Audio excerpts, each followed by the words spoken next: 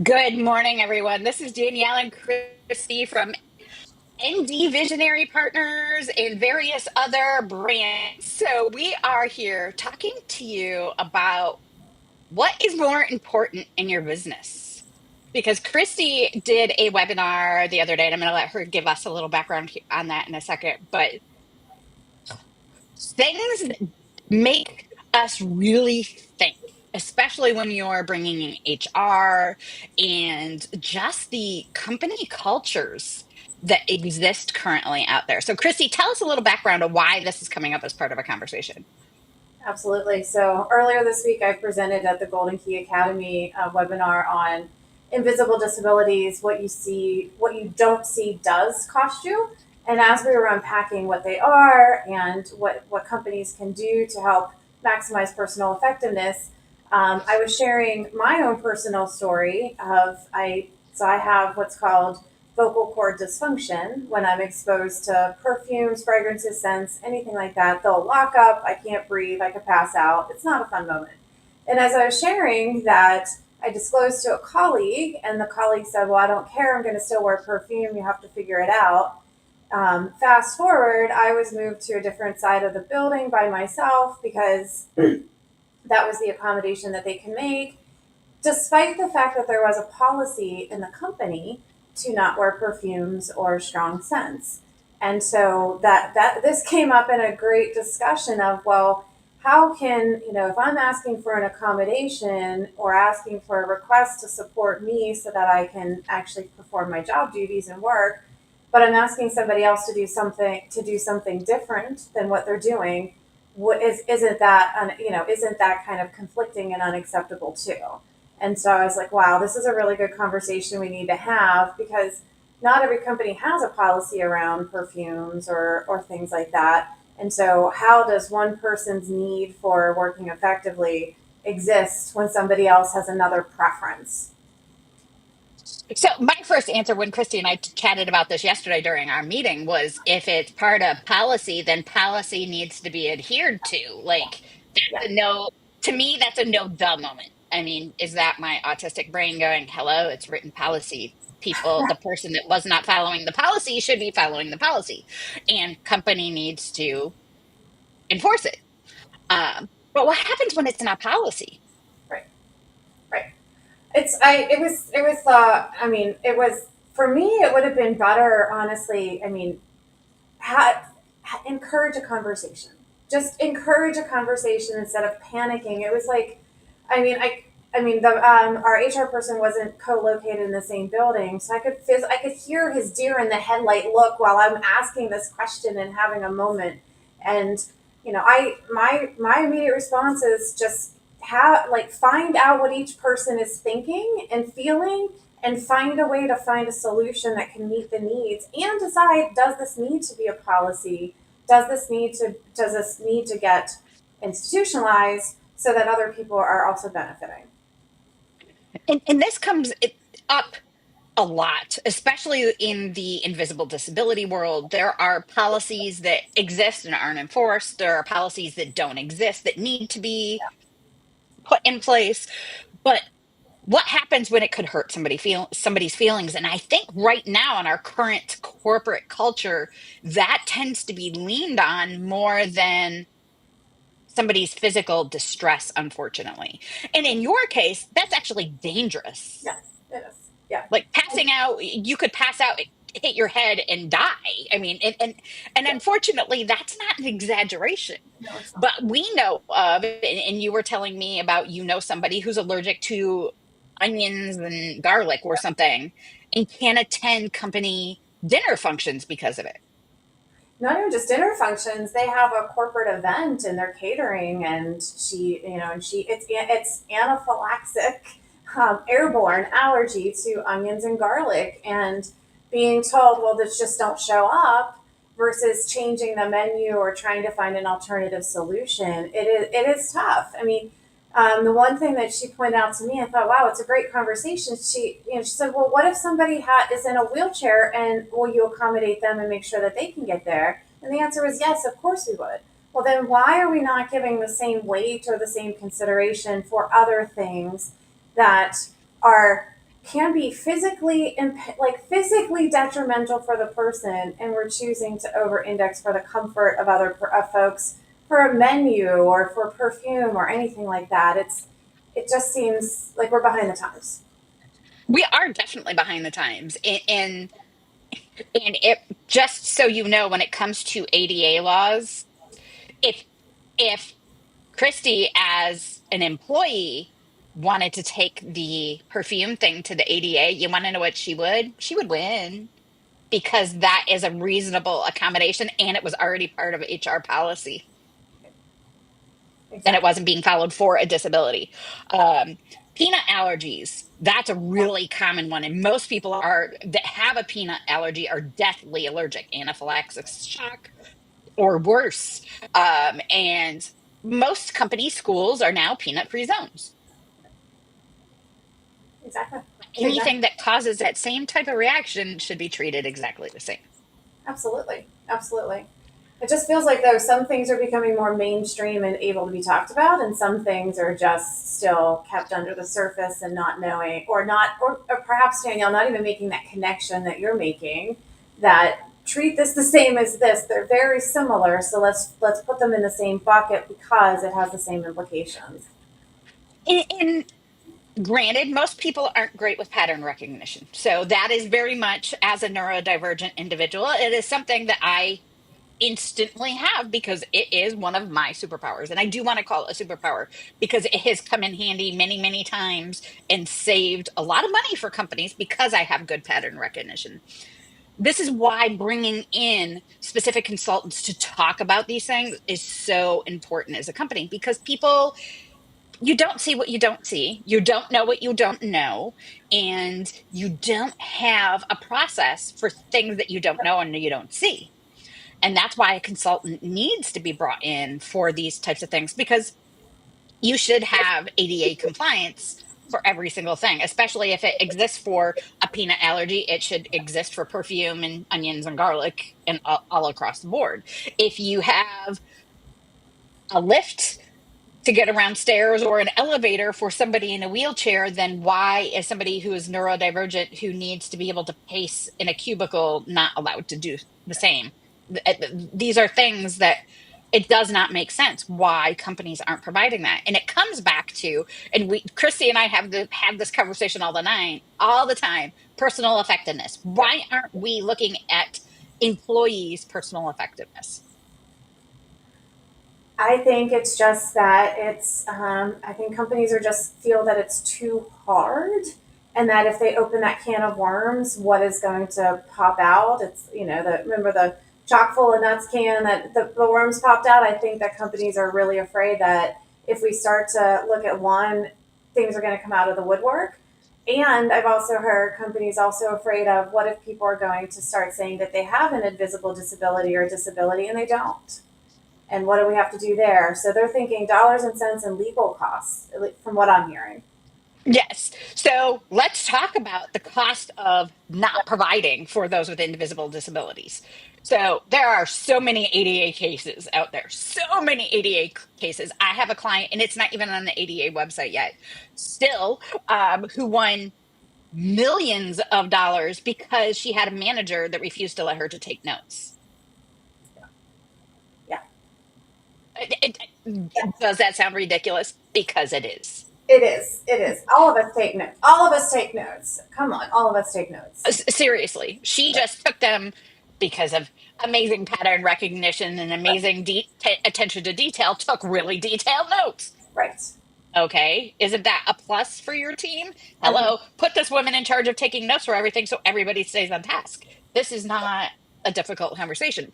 But there are other ridiculous ones, like there is an ADA case out there where someone before never even was hired by the company, and Yeah. because they wouldn't accommodate for it was something for I don't even remember what. In-person interview, is that the one? Yeah, Yeah, because the yeah. auditory processing, they couldn't have a Zoom or a phone call, so they asked us to come into the office.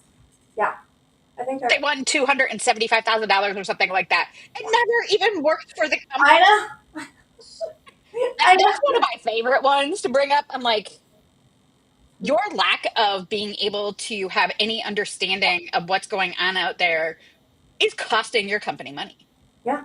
Yeah. or losing you money. And not just necessarily costing you extra, but it's losing you money because if you aren't providing accommodations, and I really hate that word, and that's why I love how you talk about personal effectiveness to maximize somebody's personal effectiveness. If you have somebody who's taking care of a sick parent, a sick child, whatever, and you aren't allowing them to come in a couple hours late once a month, well, for doctor's appointments and stuff like that, and you're being a big pain in the butt about it, you're decreasing that person's personal effectiveness by at least 50%, if not more. And that decreases your productivity as a company. Well, so actually, last night I went to a gratitude dinner and met a very lovely gentleman that was sharing about his experience. So, and it's considered it's covered under invisible disability. So he had bouts of cancer, and part of the treatment was removal of thyroid, which means you have to have constant medication.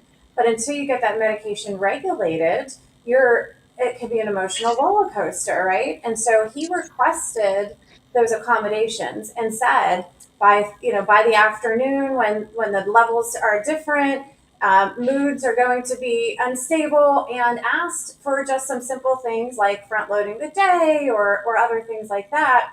And at the I mean his story is a sad but more often seen case that they let him go because of the mood swings instead of accommodating or helping him to figure out the right schedule or move meetings earlier than 3 p.m. and all of that stuff. Easy things that companies can do, and he's such a valuable member of the HR community and does fantastic things. And that was just a loss. Like I really feel for the company that they didn't think, let's lean in and help him because he asked for help. He's one of the few that actually does. Things like that just blow my mind because it and that is bad managers. Yeah, That's a bad manager, yeah, not there's nothing beyond that. And that's where we come in. yeah, MD Visionary Partners comes in, and we take a look at the company culture first yeah. and then train that company culture and create a better company culture for your employees, for your managers, because the manager having to fire somebody, there's a cost to getting rid of a Absolutely. established employee of at least their full year salary, maybe even double that, because you've got to hire somebody else and train them, and it takes about 9 months to a year to get them on board and working at the same level. So you're probably losing 2 years worth of one employee's salary because you wouldn't let him work earlier in the day and still do the same amount of work. He wasn't asking to change the amount of work he was doing, No, it was not. It's not. just the hours. Just ours. Well, and that's, for us at Next Conversation Consulting, we look at the similar things too because, you talked about the ADA, but we look at also like the Fair Labor Standard Act and how jobs are categorized, where it's interesting that there are a lot of salary exempt employees, meaning exempt from overtime, you don't have to pay time and a half, all of that. And you're actually compensated on the body of work, not the number of hours that you work, and that's how they define it. And so what we end up doing is treating a lot of employees like, well, you didn't put in the hours or this or that, versus how much work you actually did, which is encompassing of your role. And so that's the biggest thing that we see. We kind of help try to shift that perspective a little bit and look at what's being done.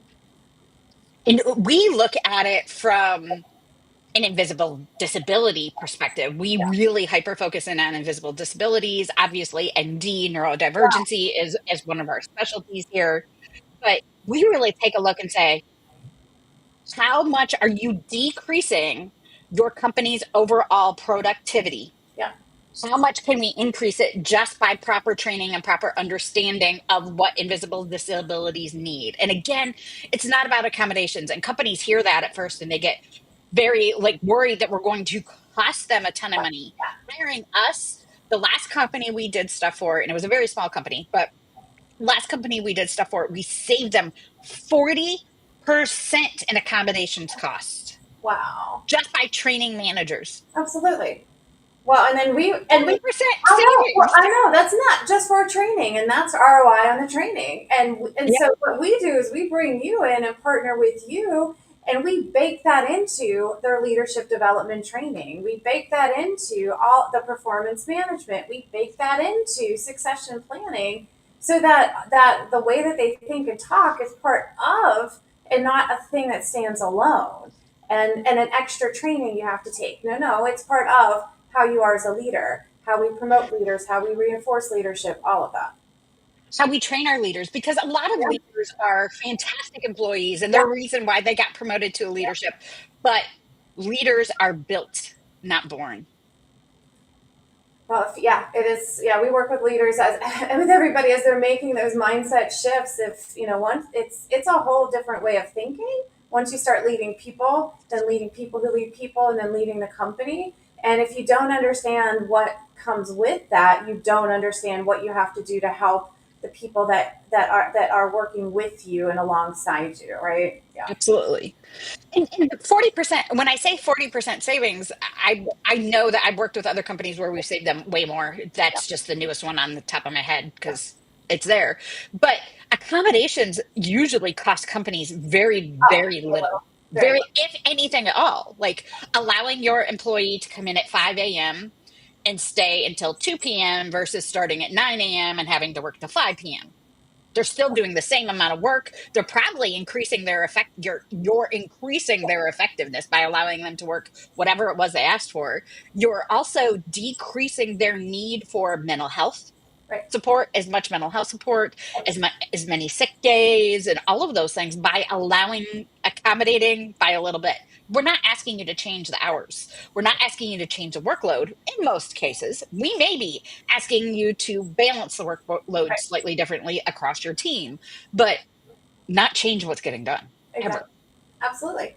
Well, and even using Danielle, to your point, some things already exist that companies are already paying for, and their resources not even being leveraged, like in meeting protocols, sending agendas in advance, or turning on closed captioning, turning on transcriptions, allowing it to be recorded so someone can look at it again afterwards and make sure that they understand what was said.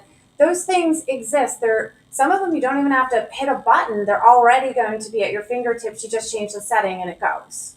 You're already paying for it. Like Exactly. it's something you're already paying and not utilizing properly, which um, allowing, like I said, an employee to use their own noise canceling headphones in the office. I don't know how many clients I've had. There's no reason why anybody should have to request an accommodation for using their very own noise canceling headphones. Sure. I know. Why, why is that an accommodation that anybody has to ask for? Well, nowadays, with most of the offices being cubicle environments, even those who don't have invisible disabilities are doing the same thing because they need the focused time to think. And hearing everybody's phone calls, conversations really limits their ability to do it. So it's becoming more and more prevalent to see the full headsets or the earbuds, or just so people can get the work done. And I had to write an accommodation this week and have our therapist on team therapist sign off on it for using noise canceling headphones in the office. I was like, are you kidding me that we even have to ask for this? This is ridiculous. I'm This is just happening. dumbfounded. I'm dumbfounded. I'm dumbfounded. Yeah. But most companies have things like Zoom, Yes. Microsoft Teams. They're using all of these tools that are perfect for those with invisible disabilities 100%. because they increase everyone's personal effectiveness. And by increasing personal effectiveness, you're increasing your bottom line as a company. And that's why we come in and we talk about these things. What is more important? Exactly. You in an outdated, Yep. wrong thought pattern on what an accommodation is, on what policy needs to be, on not accommodating for disabilities, allergies, things like that, or actually doing it right and being, unfortunately, a better company for it. And one of the few, because are we seeing more issues with companies than we are seeing companies that are doing it right? Yeah. Yeah. We I are. hope someday I get worked out of a job that I Yeah. don't have to consult like this anymore, that companies just get it. And the fact that we've had DEI for 20, okay, more than that, 30 something years, and we still need those types of policies in place, tells us that that was ineffective and we need to change how we're doing things. Absolutely, absolutely. And some of the conversation that popped up on the webinar this week was asking if certain things are just U.S. based. And I said, yeah, a lot of this is the U. is how here in the United States we look at things, and from our laws, our regulations, leave the borders, and it's much more open and it's much more inclusive. It's much more embracing invisible disabilities. It's just people, and just how do we Hmm. maximize personal effectiveness? How do we get to that way of working? So I had this conversation last night with somebody, and they are actually somebody who is currently working overseas. They are in South Korea right now. Her husband's in the military, and she carried her job over to South Korea and is working in a corporate in South Korea, which I just find very cool. And I had to ask her this question. So, what type of, because she's in HR, so she was the perfect Ah, person to ask this question of. She's like, nobody needs to ask those questions. We just provide that. We ask, what do you need this month to make you better at your job? And she said, and we have an employee whose mom is really sick and going through cancer treatments and stuff. We gave her variable hours without her even asking. Somebody heard, brought it to HR. We gave her variable hours. This is the body of work that you must get done in order to keep your job. We don't yeah, care when you do it, how you do it, and you must be available to your client, your caseload during work hours. That was it. That was all she was told. wow. Can you imagine being I, told that here? oh no. That's No, I've never heard of that oh, happening in the oh, oh, US. no. No, because so nobody's going to disclose to a coworker that they're struggling with something. They're going because they don't want to have that stigma, because they don't want to be treated less than or looked on of like, oh, we've got to accommodate. We just have to change the language. Hmm. Just, oh, man. I mean, this woman didn't even ask. I She know. just got it. I know. Oh man, that actually gives me hope that we can get there. Hmm. 100% hope that it's possible. We just have to take the cue of those who've gone before us and are doing it. Hmm. And there are other countries doing it. There are other spaces that do it. There are companies here in the US do it. I know I do this here, ND Visionary Partners, ND Out Loud. Every single member of my team has a disability. Some of them visible, some of them invisible. I have a profoundly deaf person on my team. So we have changed some of the software we use to make sure that there is closed captioning on everything for him. We have people who are autistic and ADHD. Obviously, we're all neurodivergent and stuff. So we have agenda builders, and we have closed transcriptions and closed captioning on even for the rest of the team. And nobody is expected to work. I have people that work at 3 a.m. Great, go for it. Exactly. Yeah. Does it take a little bit extra work for me as a manager? Yeah, tiny, Right. like tiny bit. But now that we have protocols and everything in place, there's no issues with that. Exactly. As long as I mean, and at the end of the day, that's the key is finding the middle ground of. So they're working at 3 a.m. Cool. When can you tie off with them and meet with them and finding that mutual time that works for you? That it doesn't. I mean, my email signature says my working hours may not be yours. Don't feel obliged to respond if this isn't your working hours because of that. Because I do work different hours, off hours when I'm more productive, when I'm not productive, and I'm sensory. I've shared with you, I'm sensory neurodiverse. So sometimes if I've gotten overwhelmed from all of the calls and the meetings and all of that, I'll just take some time away, and then I come back to it when things have resolved. And you just have to, if I would have to do that 9 to 5 thing again and not have my own firm, it would be rough because 9 to 5 trying to pack it all in, it's a challenge to begin with because of the workload, but then it can be a challenge because of all the other stuff sometimes in the work environment. Yeah. Absolutely. And it's simple things. They were simple things. We Yeah. already had Zoom. We just had to turn closed captioning on. We already have transcription software and all of that. We just had to turn it on. It was a checkbox. All of these things are very possible. And I'm a very, very, very small company. There are a total of 8 of us. There aren't a ton of us here. And I'm still accommodating every single employee the way Yep. they need to be accommodating. If I can do that as a tiny, tiny Yep. startup, the HPs and Siemens and Philips and all of those companies can do the same thing. Absolutely, absolutely. I mean, you and I, when we get together and meet, we both turn on our my Fathom, your Otter AI. They're going in the background. They're taking our notes, and they automatically send us the notes, the transcription, everything, including our action items, which is lovely, lovely feature. I love that. Without that, I would fall apart, I swear. But there are things that companies can do. And what is more important? Honestly, the question that I like to ask a company is what is more important, your bottom line and the profit you're bringing in, Yeah. or you disappearing in the background? Yeah. Well, I mean, Be- in my so I post, this question was posed when the question was posed earlier this week. My response was, I said, well, what is more important? The fact that I could pass out and I'm not doing any work, zero work, or what's more important, this person's comfort or strong desire to wear perfume. What is most important to the company at that point? And I would say, for me, I guess it's just that it's a little too black and white for me because of, I'm the one on at the receiving end. I don't think that, personal preference of perfume should trump somebody actually physically falling over and not being able to do anything for the rest of the day.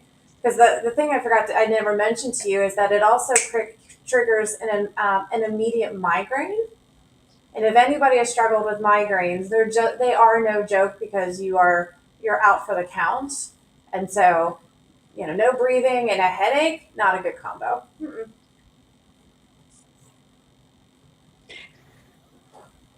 And again, it's a simple answer. Adhere to the protocol that already exists in that particular case. And I, that just blows my mind that a company it's already policy. Hello. I don't I know, I understand. know, I know, but assume it wasn't policy. Like, what is the most? Then what becomes the most important thing, right? Somebody's The thing that becomes the most important thing is if you have anything else that's a similar policy, then you must follow suit and follow the pattern. Like, absolutely. and that's not just my pattern recognition. That's from a legal ADA standpoint that Yeah, needs to be followed. And again, so many companies just don't. If you have questions, if yeah. you are in HR, if you are a manager, if you own a company, big, small, medium sized, whatever it is, and you have questions about this conversation or other conversations you hear us talk about here at ND Visionary Partners, please let us know. You can reach out to Christy and I below. We are always happy to have these conversations, and we are going to be having a lot more. Christy's going to be joining me once a month for conversations. Well, maybe more than that. We may drag her into some more conversations here and there. I hope that you have an amazing day, and I hope you got something out of this. What is more important in your company? I want to hear from you.